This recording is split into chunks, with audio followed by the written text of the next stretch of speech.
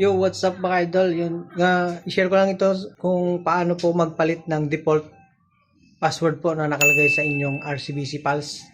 Ayan po. Yan, sa mga naglalagin po sa kanilang RCBC Pulse, ay meron pong naka-default na password na kung saan ay pag pinindot mo itong ano na to, icon na to, ay lalabas na agad yung iyong password dyan. So, paano po ang gagawin kung nag-update na po yung password mo, nagpalit ka po ng password mo sa iyong RCBC Pulse account. At ang lumalabas pa rin po doon na default password ay yung dati pa ring password. Paano natin yun papalitan? So, sa video na to ipapakita ko sa inyo kung paano yun palitan sa ating actual tutorial. Sana po masundan nyo itong video na to. Yun. So, let's go mga idol. Ayan po, pindutin nyo po yan yung Bispiras na yan, yung nasa taas. Pindutin nyo po. Bispiras map. Oh, yan. Yan, yung lumabas po, pindutin nyo yung mata. Ayan, di ba magkaiba po siya?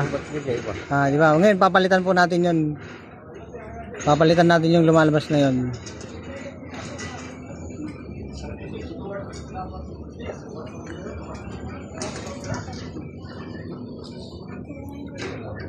Hindi na siya nawawala, no? Pindutin niyo po na, ito, ako na po. Pindutin natin itong nasa baba. Pupunta niya dyan sa RCBC. May ano po, fingerprint itong gumagana? Oo, dito sa likod. Sige nga po, i-ano po ninyo. Yung daliri ninyo. Kaya lang, basta babigay. Sige po. Sige pa po. Pero may password, alam niyo yung password niya? Oo. Password? Ay, password ko? Sa cellphone? Oo. Oo. Yun na lang, password na lang po. Yun. Bubuksan natin yan. Ito po kasi nakalagay dyan, mali na po yan. Ayan.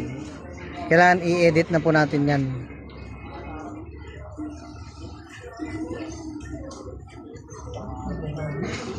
Yung ilalagay natin yung tama na.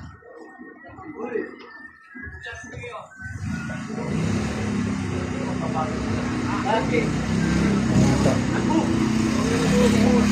Pinutin natin yung save. Pinutin natin yung mata.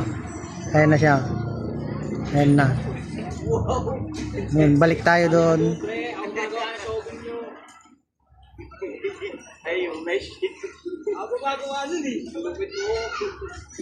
Pag pinindot nyo na yan,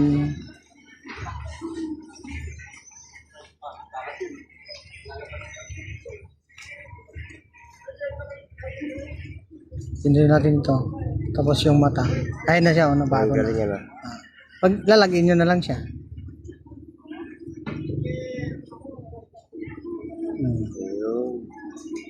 Nabuksan na siya. Diba? Tapos pindutin nyo po yun yung ulo. Tao.